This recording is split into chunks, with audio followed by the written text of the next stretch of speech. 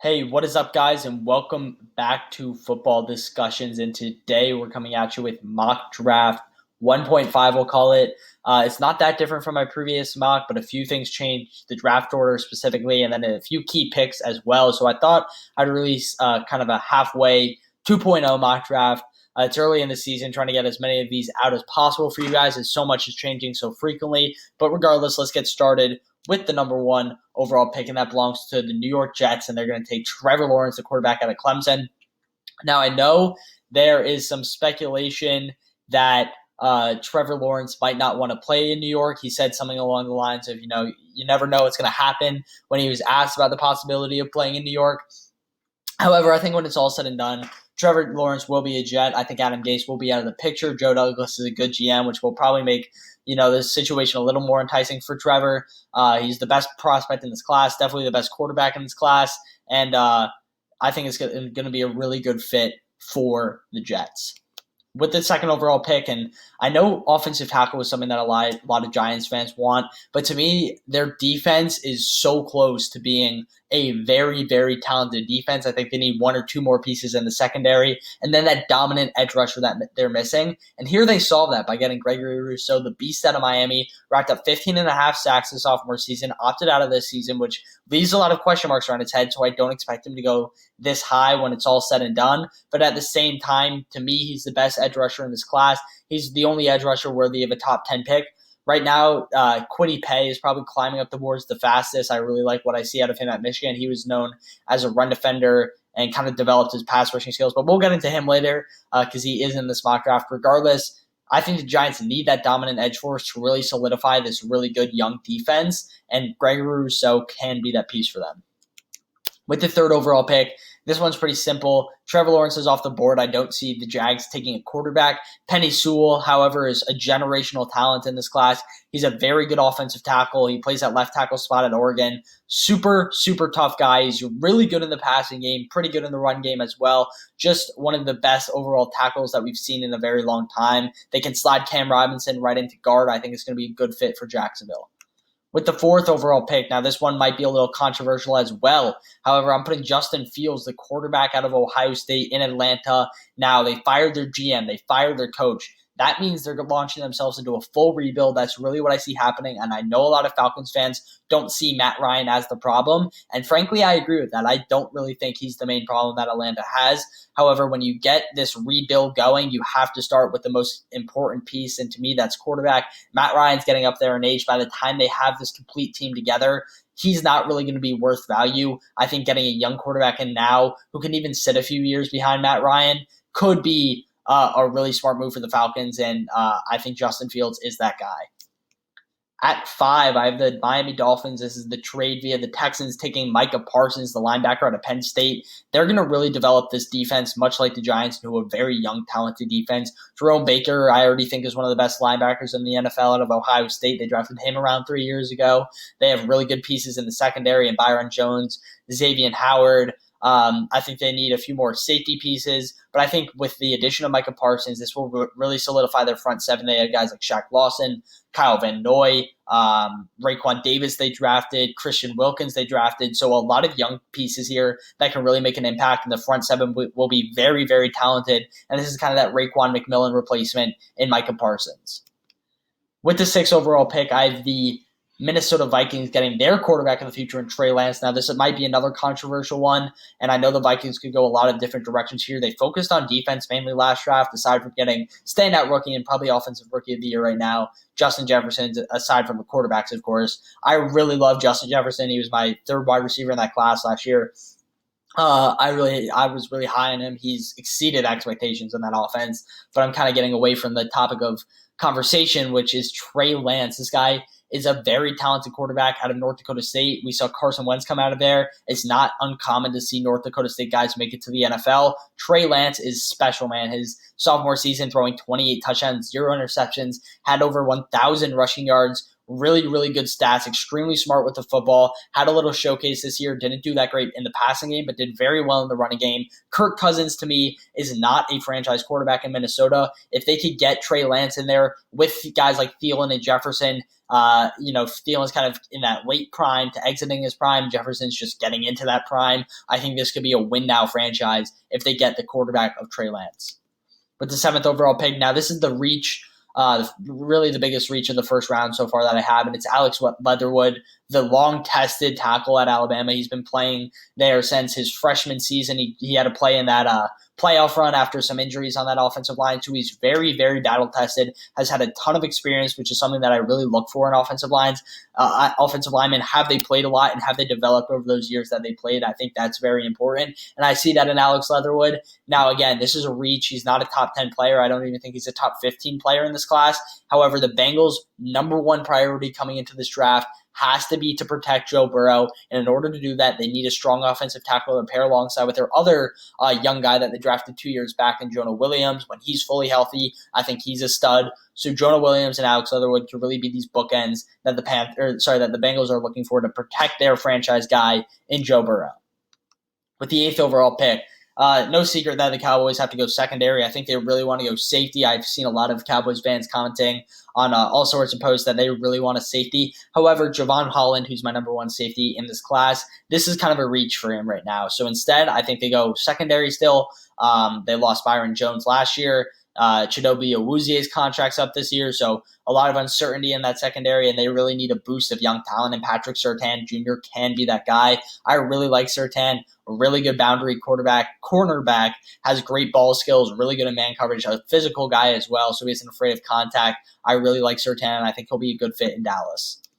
With the 9th overall pick, the first of a very stacked wide receiver class, I have the Redskins going Jamar Chase, the wide receiver out of LSU. No secret, they're moving on from Dwayne Haskins, although the top 3 quarterbacks are already off the board, and the Redskins, unfortunately, were able to defeat the Cowboys and get a win back in the NFC East, which has them picking around this 9 spot here. As of right now, again, this will definitely all change by the end of the year, but Jamar Chase was probably one of the most highly touted wide receivers. He opted out of this season, however, so his stock, I think, is going to take a hit when it's all said and done. I don't think we'll go this high. However, it's too early for me to pick another guy, whether it's Bateman, whether it's Waddle, whether it's Rondale Moore, say, hey, this guy could actually surpass him and be the first wide receiver off the board. So for right now, I'll have the football team pair Terry McLaurin alongside another beast on that outside and Jamar Chase, really develop a really nice young receiving core. You have Antonio Gibson in the backfield. Now you just need your quarterback and a little more help on the offensive line, and this the football team offense can become scary in the future. With the 10th overall pick, I have the Los Angeles Chargers going Rondale Moore, wide receiver out of Purdue. Now, before the comment section blows up, where's Jalen Waddle? Jalen Waddle got injured. I think that's going to affect his draft stock a little. He's out for the season. I do believe he's the better prospect. To me, he's borderline the best wide receiver prospect in this class. However, like I said, that injury is going to take a hit on his stock. Rondale Moore didn't play in his Big Ten debut last weekend due to a minor injury. I believe he'll be back this weekend. If you can turn the TV onto that Purdue game on Saturday and watch this kid play, your mind will be blown. He is super talented. I've been high on him since his freshman year when he lit up Ohio State. He's my favorite player in college football. I love this kid. I think he's probably one of the most exciting players in this draft, and he is great in the slot, has great hands, great explosiveness, can even be that Deebo Samuel, Laviska Shenault type guy. He's really good in the run game as well, is what I mean by that. So I think it's a good fit. Mike Williams on the 5th year, his contract might be up. Should be interesting to see how they handle that. Keenan Allen's getting old. Not to say that his play is regress at all, because Keenan Allen is still fantastic. Hunter Henry off that franchise tag. I think you need to get your young quarterback and Justin Herbert more weapons, more targets, and I think getting a wide receiver here in the first round is doing that. With the 11th overall pick, first tight end off the board of 3. I really like this tight end class. I've never been so excited about a tight end class, but I have the New England Patriots getting their Gronk replacement and Kyle Pitts. Right now, Pitts is my number 1 tight end. Pat Freiermuth is making a case for it because, boy, can that dude block and catch. Pitts is more of that wide receiver, that 4th wide receiver that you're going to get in 3 wide receiver sets. Kyle Pitts is a beast, great hands. He's probably the best red zone threat I've ever seen, and he's explosive as well, has great speed. So I think he really fits in his Patriots offense, brings finally someone that can get open for New England. I wouldn't even be surprised if New England went wide receiver here. So I like the fit a lot in New England. At the 12 overall spot, I have the Broncos getting Dylan Moses, linebacker out of Alabama. Another guy who was really high on 2 years ago, tore his ACL last year. He's back this year. And now, don't get me wrong, his play has regressed. If he was healthy, I think, and if we saw sophomore Dylan Moses right now, I think he's a top 10 pick. He's super talented, really good in pass coverage, really good in the run game. Again, his play has regressed a little. Right now, that's raising some red flags for me. I hope to see him succeed throughout the rest of the year and kind of turn a corner here and get back to regular old Dylan Moses. Regardless, he's a first-round talent, one of the best linebackers in this class. I think there's really only two solidified first-rounder linebackers, that being the two that have already been off the board, Dylan Moses and Micah Thomas that we saw earlier. So I think it's a good fit. Broncos need someone to pair alongside Alexander Johnson, who was kind of a hidden gem for them. Secondary is another choice as well, but right now I'm going Dylan Moses. At 13, we see Caleb Farley, cornerback out of Virginia Tech. This dude's got great length, great size at the cornerback position, and he's athletic too. He can run with basically anyone. A super talented guy in man coverage. I really like him out of Virginia Tech, and the Panthers need a corner or really anything in the secondary. I think they got a key piece for themselves in Jeremy Chin, Jackson, I want to say Dante. I don't know if that's right, though. I'm going to go with it. Dante Jackson, the cornerback that they have there, as well as another really nice young piece on that in that CB group. But I think pairing him with Caleb will make for a really nice young cornerback room in Carolina. With the 14th overall pick, I have the Miami Dolphins. This is their second of two picks in the first round, I want to say. Jaylen Waddle, here he is, most explosive guy in this class, great punt returner, but as a wide receiver, he might even be better. He has that elite speed, don't get me wrong, or actually, do get me wrong if you disagree with me. I was going to say, don't overlook it, and hot take, I think he's faster than Henry Ruggs.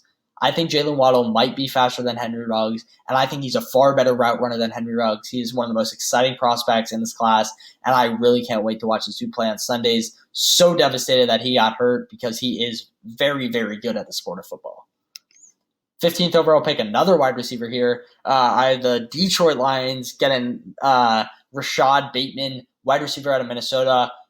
Probably the best technician in this class. He's really good at route running, knows how to get himself open. He doesn't need to be schemed open or anything. We saw him versus Michigan. I think he racked in at least 8 receptions. He's always open, man, and Tanner Morgan loves to throw him the football as well, which doesn't hurt. But Rashod Bateman is definitely a first-round talent. He's top 15 on my draft board. I really, really like this kid, and I think it's a good fit. Kenny Golladay already in some trade news. I saw him a rumor around him going to the Giants today via JPA Football. Follow that account on Instagram if you don't. Love that account. But I really like Detroit going wide receiver here. Marvin Jones is getting up there in age. TJ Hawkinson is a good piece. And Damian Amendola is also on his way out sooner than later. So if they're not going to re-sign Golladay, then they're definitely going wide receiver here. And even if they do re-sign Golladay, I think Rashod Bateman is also a perfect pick. At 16, mocked this in the last one, and I was hoping to get through here without any typos. But Wyatt Davis, the offensive lineman out of Ohio State, not the wide receiver out of Oklahoma. Wyatt Davis is a really, really good interior offensive lineman. It's either him or Creed Humphrey for the best interior offensive lineman in this class. I love Wyatt Davis's physicality. If you guys watch that Nebraska game, Wyatt Davis played very well. And again, that's not a premier defense or anything, but I really like this kid, and the Raiders need some help on that interior. Their bookends are really good, and obviously Incognito is not bad either. But if they can get another strong guard, then they can really protect Derek Carr, who's kind of coming into his own as a franchise quarterback, believe it or not. I've been a longtime Derek Carr hater, but this feels like the first year ever that he's looked actually serviceable at the quarterback position. So would not mind if the Raiders got a guy to not only protect Derek Carr, but open up run lanes for Josh Jacobs.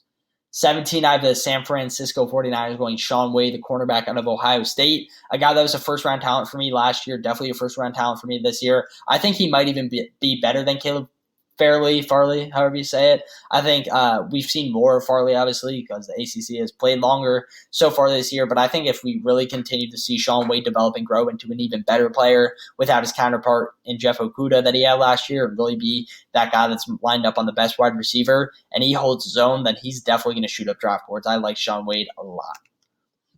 At 18, second of 3 tight ends, Pat Freiermuth going to NOLA.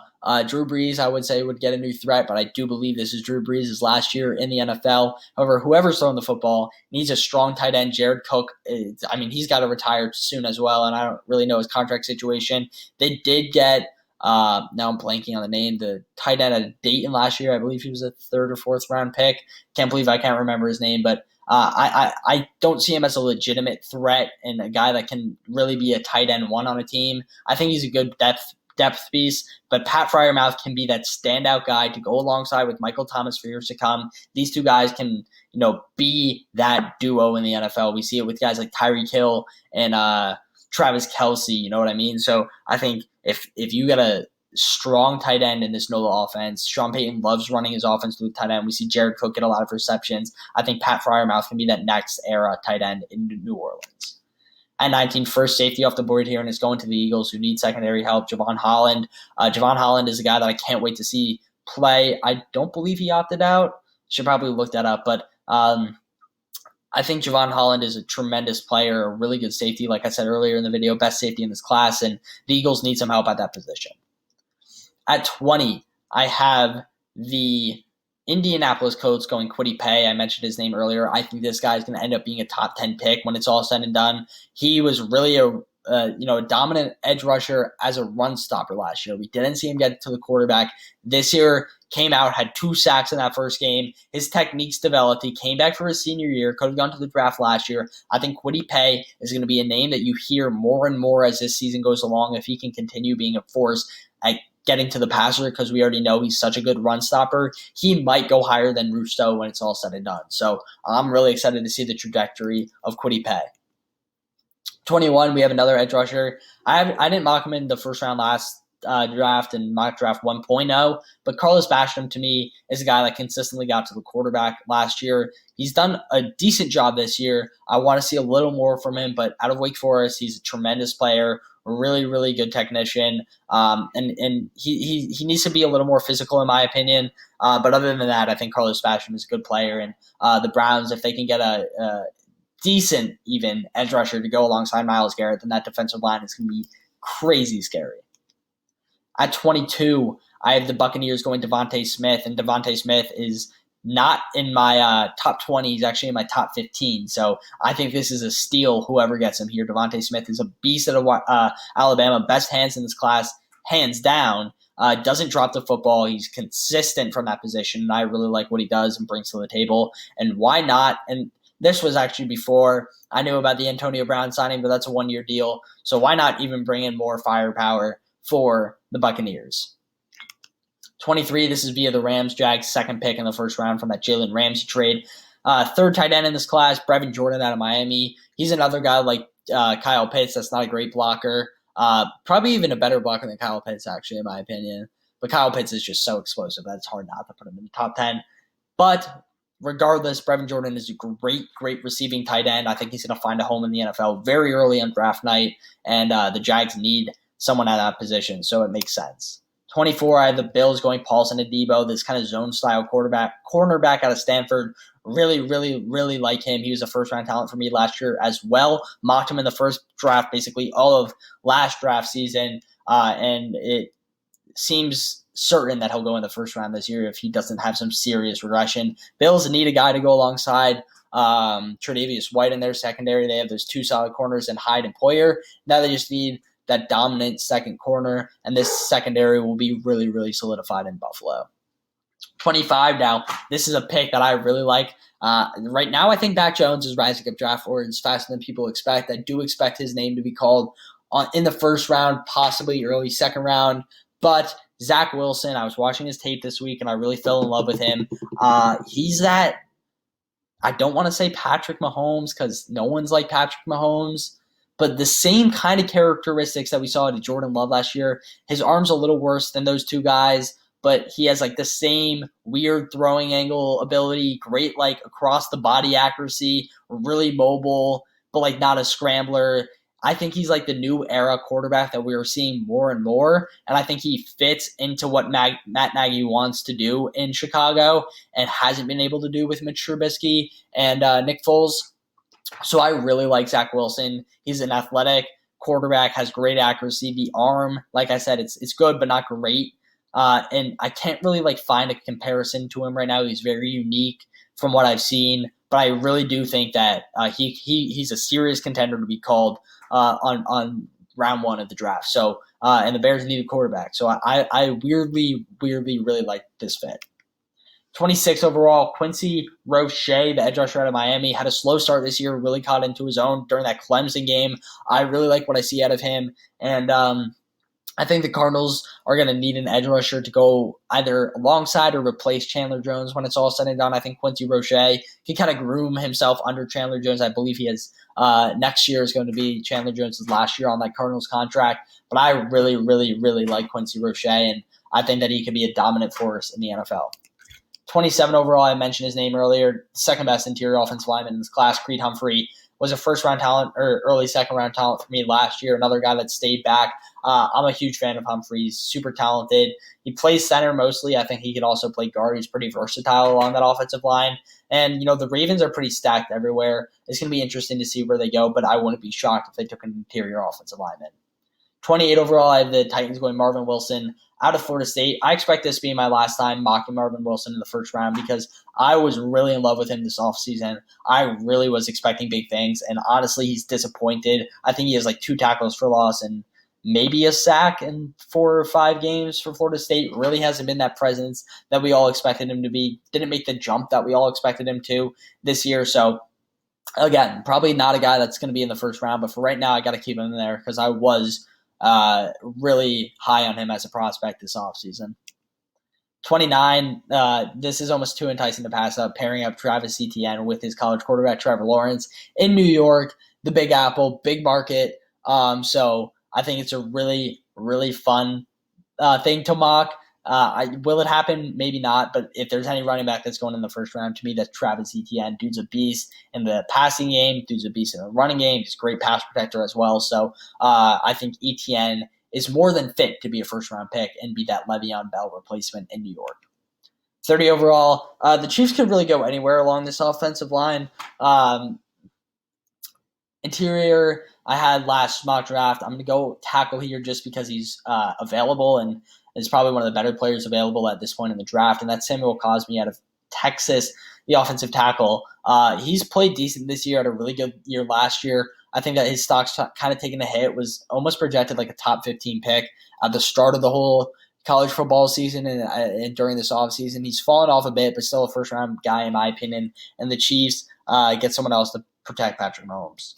31, Terrace Marshall is someone that I did not expect to ever mock in the first round when it was in the offseason, but he has far surpassed my expectations for himself at LSU this year, especially with how the team's playing around him. I think Terrace Marshall is a beast and is really a force to be reckoned with. I think he will, when it's all said and done, be a first-round pick, and the Packers finally draft a wide receiver in the first round. Finally, with the 32nd overall pick, it's the Pittsburgh Steelers, the 6-0 Pittsburgh Steelers, drafting Jackson Carman. Nothing's changed from last draft. I think he's a super solid tackle prospect. He's either going to be a first round or early second round guy. Really like his what I see out of him. Villanueva, I don't believe is going to come back. His contract's up at the end of this year, so it makes sense for the Steelers to go tackle. All right, guys, that's going to do it for today's mock draft. I hope you all enjoyed. If you did, please leave a thumbs up. If you want to see more draft content, please subscribe. Take it easy, everyone. Peace.